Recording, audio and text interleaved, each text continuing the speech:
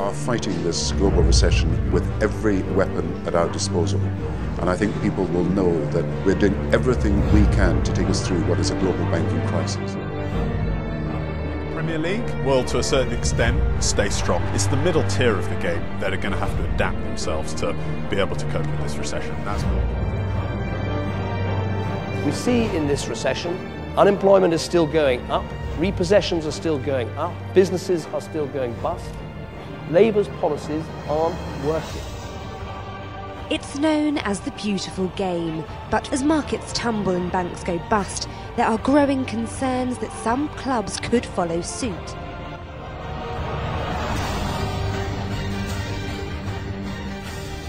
Britain's economy shrank at its fastest pace in nearly 30 years at the end of last year, sending the country into recession for the first time since 1991, as the financial crisis hit much harder than first expected.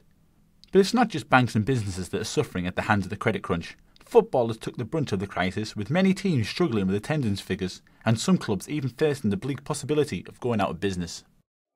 While having many passionate fans, lower league football has seen its foundations rocked in recent months, with the likes of Bournemouth, Luton Town and Rotherham United all entering financial hardship. Signs of these troubling times improving look bleak, as North East outfit Darlington are the newest club to enter into administration. Solicitor Dave Clark of Brackenbury Clark & Co has taken up the role of temporary administrator at the Quakers until a new buyer is found. I caught up with Mr Clark at his offices in Leeds to see how the recession has affected the chances of a new owner being found in the near future. I think it'll make it more difficult to find a purchaser for the club. I think people in general are looking at their own personal finances with a view to cutting out unnecessary expenditure. So it will make it more difficult. The deal might not be as good a deal as we might have expected 2 years ago if we were met with the same set of circumstances. But, you know, sort of all we can do is manage the finances correctly and make sure that the club is available to a purchaser when that purchaser comes forward, and construct a deal around the assets that are there. Even though the club is facing a difficult economic future, the Quakers are doing everything they can to make the club an attractive prospect to any potential buyer. We have to look at the costs. There are issues in relation to the land and restrictions in relation to the land. I think anybody who is going to be interested in Darlington as a club would want there to be additional revenue streams in there to support the costs of running a professional football club. So some of the work that we're doing is looking at trying to enhance the possibility of creating those revenue streams. You know, if there's a shortfall this year of 500,000 on the season, for example, and next year there's something that's going to create £300,000 worth of extra revenue, then that's, you know, a £200,000 shortfall, and, you know, the year after that might well be parity or you know, a small profit. So it is possible to turn it round. It is possible to alter the finances and restructure the finances so that it can be profitable. It's just a case of, you know, in this case they were unsuccessful. Darlington currently sit just out of the playoff positions after receiving a 10-point deduction. But despite these troubling times, Dave has seen a lot of positives during his short spell at the club. We've got a good team. We've got some very good young players coming through. The finances of the club are such that we will get a CVA through, so we won't take another penalty. If you compare that to Rotherham and compare that to Luton, they're both found bias for the clubs. They both suffered penalties, heavy penalties. We're not in that situation. The penalty we've got is the penalty we will have. And we're pretty confident that we won't get anything else. So, you know, that they're all positives. We've got a strong management team, we've got good office staff, all working very hard to keep Darlington working in the right way, even in these difficult circumstances. So I think there's a lot of positives there. On May 3rd, Darlington will host a charity all-star game at the Northern Echo Darlington Arena to help raise much-needed funds for the club.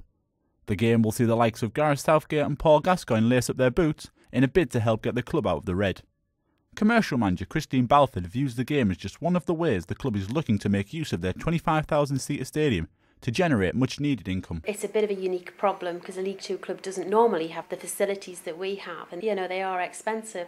It's difficult, you can't fill it, so you have to try and make use of it in other ways.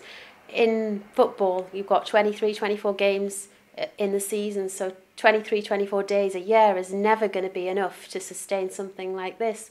So we try to sell the club in different ways, from a hospitality point of view, from meetings and events. And, again, that was all incorporated in the strategy and is ready to be picked up when we're in control again and when we're out of administration. But it's understandable that, there's a bit of confidence lost out there and people are wondering whether to book. And I suppose the message is, yes, please do book, because we're still business as usual. Although the staff levels are much lower, we're still, putting out some good events, and we've got some great facilities to share with the town and share with the area. Although these up-and-coming events will be integral to the Quakers' survival, Christine understands that confidence is key to any future success. It's challenging and tricky. Confidence is something that we're trying to build back up, both with the fans. They've taken a huge hit because the club's their passion. They care so much about it, and I am very, very aware of that. And with business as well, they're wondering whether it's the right thing to do in supporting the club. Everybody's stretched at this time. Money's tight. There isn't much cash around. Everybody's tightening in their belts, so it's a tricky time from a commercial point of view, and we need to constantly look at the picture, be flexible, meet people's needs, and try and win back some of the support that we had. With the large amounts of money currently going into the modern game, we constantly see clubs entering administration.